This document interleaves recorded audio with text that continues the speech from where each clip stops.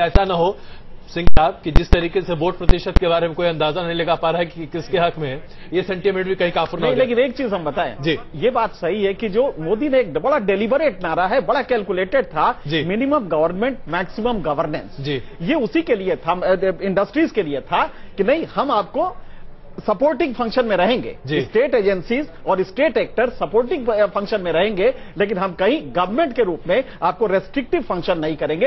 ये मेरे ख्याल से एक पॉजिटिव साइन है जो मोदी ने बड़े खूबसूरती से ये मैसेज दे रखा है। बिल्कुल जाहिर सी बात है। तो आइए जहां तक एक मैं और ऐड करना चाहूंगा, जहां तक ये जो वोट परसेंटेज एक बढ़ रहा है उसके लिए जो हमारा जो यंग जनरेशन है, इवन मैं अगर कहूं कि जो बच्चे छोटे हैं जो अभी एलिजिबल में नहीं है वोट देने के लिए, शायद उनको भी स्कूलों से टीवी से एक ऐसा मैसेज आ रहा है कि वो भी अपने पेरेंट्स से बात कर रहे हैं कि भाई आपने वोट दिया कि नहीं दिया। तो सोशल मीडिया इसके लिए आप लोग बहुत बधाई के पात्र हैं कि आपने लोगों को जगाया, उठाया और उनको भेजा कि भाई वोट देके आओ, जो भी आपका मत है आप देकर आओ। चलिए कम से कम कोई तो हमारी बड़ाई करता हुआ दिखाई दे रहा है। आमतौर पर तो हम बस नहीं आजकल हमारे ऊपर व्यंग व्यांग ज्यादा होते हैं। मैं यहाँ तो इलेक्शन कमीशन भी हमें दिखाने पे ही सजा देना चाहिए। जो काम करेंगे, देखिए जो काम करेंगे उनकी भलाई बुराई उन्हीं की होगी। चलिए आइए अब एक छोटी सी रिपोर्ट और आपके सामने पेश करते हैं। नरेंद्र मोदी ने जिस तरीके से ये दिल मांगे मोर का नारा दिया, प्रियंका गांधी ने उसका पलटवार भी किया, लेकिन इसके साथ साथ राजनीति का एक नया आयाम आता हुआ दिखाई दे रहा है।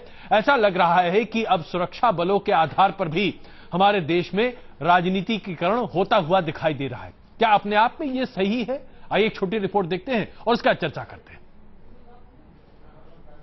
देश की गाड़ी गहरी खाई में पड़ी है, उसको बाहर निकालने के लिए ये दिल मांगे मोर, ये दिल मांगे मोर।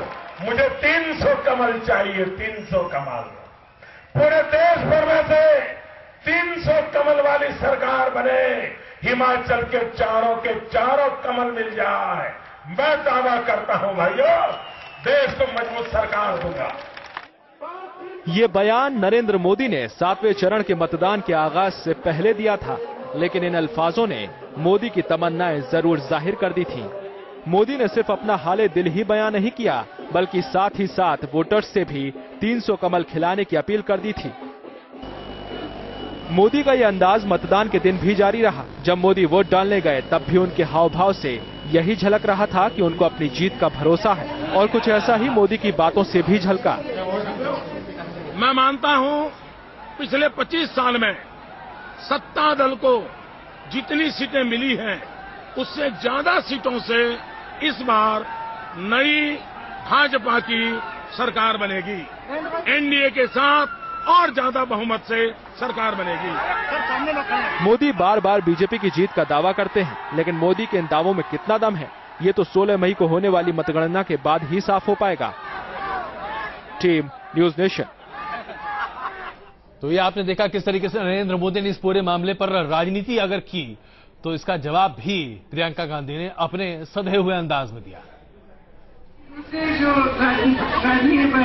राजनीति करके जो दूसरे नेता है उन्होंने कहा है मेरा दिल मांगे मोर,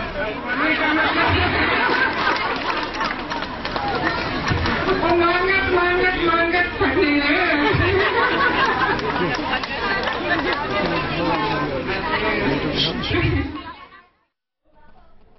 रागिनी जी, अभी तक तो आप लोग वाकई में भाषा की मर्यादा की बात भी करते थे, लेकिन जिस मजाकिया अंदाज में ही सही प्रियंका गांधी ने नरेंद्र मोदी जी के उस दिल मांगे मोर का एक तरह से अपना जवाब दिया, आप क्या कहेंगे इस पर? भाई आप तीखी टिप्पणी नहीं है ये, लेकिन कोई पीछे तो होता नहीं दिखाई दे रहा। देखिए अजय जी, प्रियंका गांधी जी के जवाब देने से पहले तो कैप्टन बत्रा की मां ही जवाब दे चुकी हैं, और मुझे लगता है कि इस देश की जनता को भी ये बात छू कर गई है कि क्या एक फौजी की शहादत पे राजनीतिकरण होना चाहिए। आज पाकिस्तान के साथ भी वाद विवाद हमें देखने को मिला। पाकिस्तान को भी एक मुद्दा बना के, एक हवा बना के भारत की जनता को भयभीत करने की कोशिश की जा रही है, भ्रमित करने की कोशिश की जा रही है। अंग्रेजी में कहावत है ज्वाइनिंग द डॉट्स। इसलिए मोदी जी की हर जो गतिविधि है उसको अकेले रूप में नहीं देखना चाहिए, इन सभी घटनाक्रमों को एक श्रृंखला के रूप में देखना चाहिए, जो कि ध्रुवीकरण, सांप्रदायवाद और अलगाववाद की राजनीति की तरफ इशारा करते हैं। चाहे वो बनारस से उनके चुनाव लड़ने की बात हो, राम मंदिर के घोषणा पत्र में जिक्र की बात हो, अमित शाह के बदला लेने के बयान की बात हो, वसुंधरा राजे के तोड़ देने की बात हो, या मुझ जैसे मोदी विरोधियों को पाकिस्तान भेज देने की बात हो, और अभी भी हाल फिलहाल के 2-3 उदाहरण जो मैंने आपको तो रागिनी जी, आप पाकिस्तान जाने के लिए तैयार है कि नहीं? पहले एनके, अरे ऐसी नौबत ही नहीं आएगी अजय जी, आप कुछ चिंता करते हैं। लेकिन एनके सिंह जी ने, मैं बहुत उनकी इज्जत करती हूँ जी, एक टिप्पणी जो उन्होंने की उसके ऊपर मैं जरूर कुछ कहना चाहती हूँ। बताइए। कहा मैक्सिमम गवर्नमेंट, मैं भी कुछ कहना चाहता हूँ जो रागिनी जी का, मैं जवाब देना चाहता हूँ अजय जी। जी नहीं उदित जी, बस एक मिनट। मैसेज के, रागिनी जी मैंने मैसेज के टर्म्स में कहा और कोई बात नहीं कही जी। नहीं, मैं कुछ और कह रही हूँ। मैं कह रही हूँ कि जिस नारे की बात एनके सिंह जी ने कही जी, वो तो मोदी जी और भारतीय जनता पार्टी की आर्थिक नीति को दर्शाता है, जो कि मनी ओरिएंटेड, कॉर्पोरेट ओरिएंटेड है। अडानी को 9,500। अच्छा चलिए नहीं रागिनी जी ठीक है, मैं मानता हूँ। देखिए आप दोनों की आर्थिक नीति, रागिनी जी आप दोनों की आर्थिक नीति एक अलग मसला, उस पर हम किसी और दिन चर्चा करेंगे। रागिनी जी, जो विचार आर्थिक नीति पर, रागिनी जी हम लोग आर्थिक, सुनिए ना प्लीज, देखिए हम मुद्दे पर रहे ना, आप मुद्दे को बहुत ज्यादा देखिए, भारत के लिए कितनी उपयुक्त है ये भी बड़ा सवाल। चलिए उस पर हम चर्चा जरूर करेंगे, लेकिन हम दरअसल कॉर्पोरेट जगत की बात उस समय हो रही थी, उसमें आइए उदित जी छोटा जवाब, क्योंकि मेरे पास वक्त बहुत कम है, प्लीज। चुनाव के दौरान अगर हम फॉरेन पॉलिसी के ऊपर चर्चा नहीं करेंगे तो क्या चर्चा करेंगे?